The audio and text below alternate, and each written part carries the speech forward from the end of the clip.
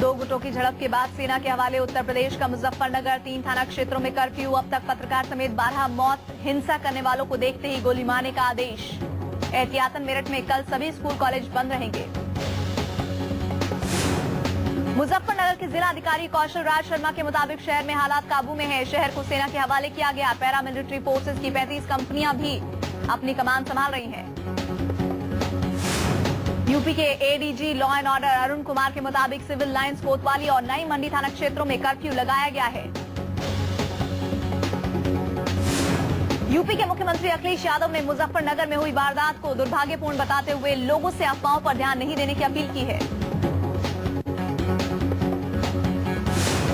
CM ने हिंसा में मारे गए पत्रकार के परिजन को 15 लाख रुपए, दूसरे मृतकों के परिवार के लोगों को 10-10 लाख रुपए मुआवजे का ऐलान किया। जख्मियों को दिए जाएंगे 50,000 रुपए।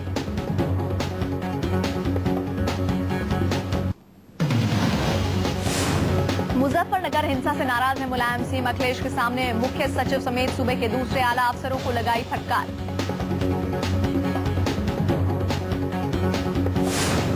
समाजवादी पार्टी ने मुजफ्फरनगर हिंसा के लिए सांप्रदायिक ताकतों को जिम्मेदार ठहराया। शिवपाल सिंह बोले, हिंसा साजिश का नतीजा, बख्शे नहीं जाएंगे दोषी। दिग्विजय सिंह ने मुजफ्फरनगर हिंसा के बहाने बीजेपी पर हमला बोला। कहा, बीजेपी चुनावी फायदे के लिए सांप्रदायिकता को बढ़ावा दे सकती है। दिग्गी का अखिलेश सरकार पर निशाना। कहा, एसपी सरकार में कानून व्यवस्था के हालात ठीक नहीं है। दिग्गी के मुताबिक अखिलेश के बेहतर मायावती का शासनकाल था।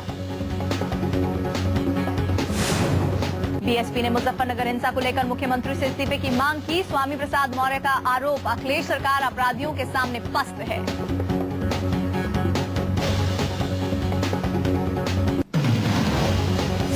मुजफ्फरनगर समेत यूपी के कुछ दूसरे हिस्सों में तनाव के मद्देनजर सीएम अखिलेश यादव ने सूबे के आला पुलिस अफसरों के साथ एक हाई लेवल मीटिंग की है। सूत्रों से मिली जानकारी के अनुसार मुजफ्फरनगर हिंसा को लेकर गृह मंत्रालय ने यूपी सरकार से रिपोर्ट मांगी है।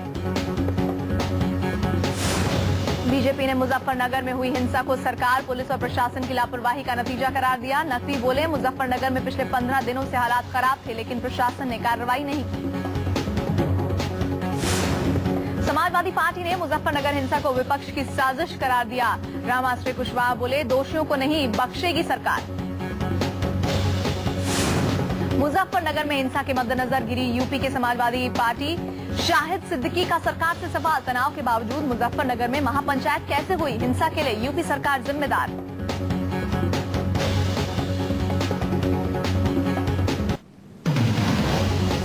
दिल्ली में मोदी की उम्मीदवारी पर बीजेपी संघ और बीएचपी का मैराथन मंथन। आरएसएस ऑफिस में हुई बैठक में मोदी के अलावा आडवाणी, सुषमा जेटली समेत कई बड़े नेता शामिल। मोदी को पीएम उम्मीदवार कब घोषित किया जाए? बीजेपी और संघ में इस पर माथापच्ची हो रही है। दिल्ली के वसंत कुंज में बीजेपी और संघ लीडरों का 2 दिन का मंथन। खबर है कि संघ मोदी के नाम पर और देरी के पक्ष में नहीं है। सोमवार के बाद अब पितृ पक्ष के पहले किसी भी वक्त मोदी के नाम का बीजेपी औपचारिक तौर पर ऐलान कर सकती है। गौरतलब है कि मोदी की वकालत करने के एक दिन पहले दिल्ली पहुंचे संघ प्रमुख मोहन भागवत ने बीजेपी के कई वरिष्ठ नेताओं से मुलाकात की थी।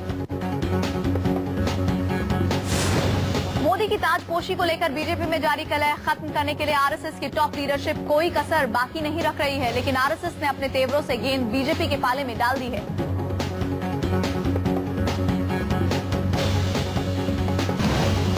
कांग्रेस मोदी के डुप्लीकेट लाल किले से भाषणबाजी को लेकर जुबानी हमला करने का कोई मौका नहीं छोड़ रही है। शकील अहमद बोले, मोदी का पीएम बनने का सपना वो देख रहे हैं, लेकिन गुजरात के बाहर उनकी कोई पूछ नहीं है। कई घोटालों के आरोपों में घिरी यूपीए सरकार एक और घोटाले में फंसी दिख रही है। कैग ने अपनी ऑडिट रिपोर्ट में रेलवे में 17,000 करोड़ के राजस्व का नुकसान का खुलासा किया। कैग के मुताबिक लो अयस के ट्रांसपोर्टेशन के लिए अपनाई गई पॉलिसी के ऑडिट के बाद घोटाले की पुष्टि हुई है। इसमें एक्सपोर्टर्स की तरफ से गड़बड़ी की आशंका है। रेलवे में वित्तीय गड़बड़ी पर सीएजी के खुलासे के बाद बीजेपी ने सरकार पर निशाना साधा। कीर्ति आजाद के मुताबिक कांग्रेस के किए पाप जनता देख रही है, चुनाव में जनता देगी जवाब। मध्य प्रदेश विधानसभा चुनाव की तैयारी में जुटी कांग्रेस पार्टी। मध्य प्रदेश कांग्रेस कमेटी अध्यक्ष कांतिलाल भूरिया के मुताबिक 72 उम्मीदवारों के नामों की लिस्ट स्क्रीनिंग कमेटी को भेजी गई।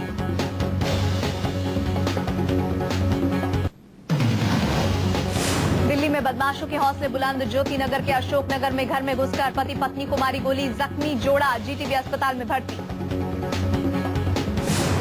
कुख्यात तस्कर सूरजपाल दिल्ली के दरियागंज में पकड़ा गया। बाकी 18 किलो हड्डियां और 52 लाख रुपए कैश बरामद। यमुनानगर में बदमाशों ने विधवा के घर पर जबरन कब्जे की कोशिश की। सीसीटीवी में दर्ज हुई वारदात। बदमाशों की गुंडागर्दी की तस्वीरें कैद हैं। पीड़ित के बेटे को बुरी तरह पीटा गया है। यमुनानगर में बदमाशों की दबंगाई का शिकार हुए परिवार ने पुलिस पर लगाया लापरवाही का आरोप। पुलिस कप्तान ने इलाके के थानेदार को लाइन हाजिर किया। टुंडा और भटकल के बाद भारत के सबसे बड़े दुश्मन दाऊद इब्राहिम की घेराबंदी में जुटा हिंदुस्तान। शिंदे ने कहा, दाऊद के मसले पर भारतीय खुफिया एजेंसियां एफबीआई के संपर्क में।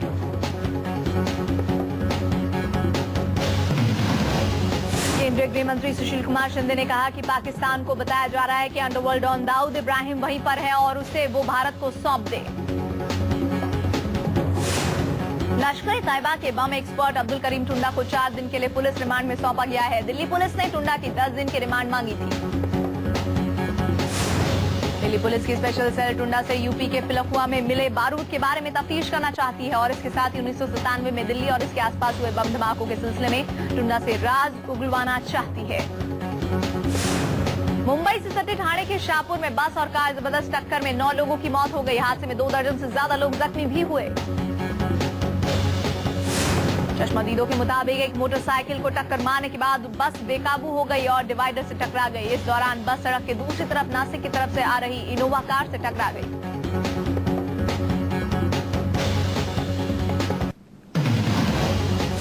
मोगा में खाकी हुई दागदार। नथवाला चौकी पर दबिश के दौरान चौकी इंचार्ज जनरल सिंह के कमरे में मिली अंग्रेजी शराब की 66 बोतलें और 58 किलो नशीला पोस्त चुरा। पुलिस ने नथुवाला चौकी पर मौजूद हवलदार और चौकी इंचार्ज को हिरासत में ले लिया। चौकी का मुंशी जसबीर सिंह भागने में कामयाब हो गया। आसाराम के खिलाफ फूटा लोगों का गुस्सा। यूपी के कुशीनगर में आसाराम के खिलाफ नारेबाजी और प्रदर्शन। नाबालिग से यौन शोषण के आरोपी आसाराम के लिए इंदौर में विशेष पूजा का आयोजन किया गया। भक्तों का आरोप, आसाराम को फंसाया गया। नागपुर में दिल दहलाने वाली वाकया सामने आया है। 2 मासूमों को विटामिन की दवा की जगह एसिड पिलाया गया। गंभीर हालत में बच्चों को आईसीयू में दाखिल करवाया गया।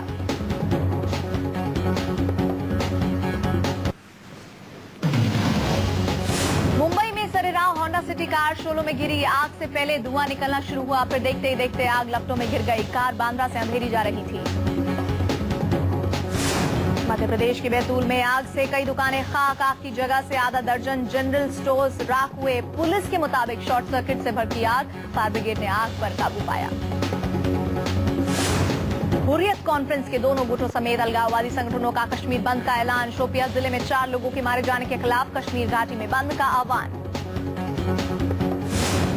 शोपियां जिले में शनिवार को आतंकवादियों ने सीआरपीएफ के कैंप पर हमला किया, जिसमें 2 नागरिक समेत 4 लोग मारे गए थे। इस घटना के बाद विरोध प्रदर्शन शुरू हुआ था। छत्तीसगढ़ पुलिस का दावा कि उसने राजनंदगांव में विजय गजभिये नाम के एक ऐसे शख्स को गिरफ्तार किया है जिस पर 5000 शादियां करने का आरोप है।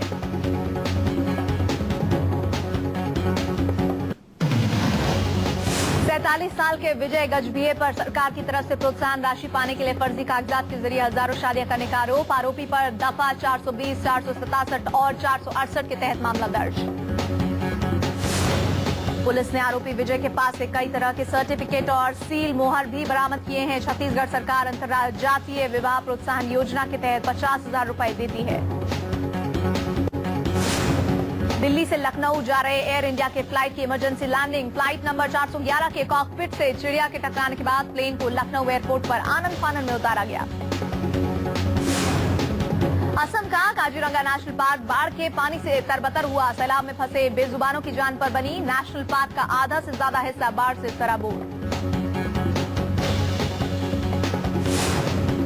बिहार के गया में बड़ी साजिश का भंडाफोड़, पुलिस ने बड़ी मात्रा में असलहा और गोला बारूद जब्त किया।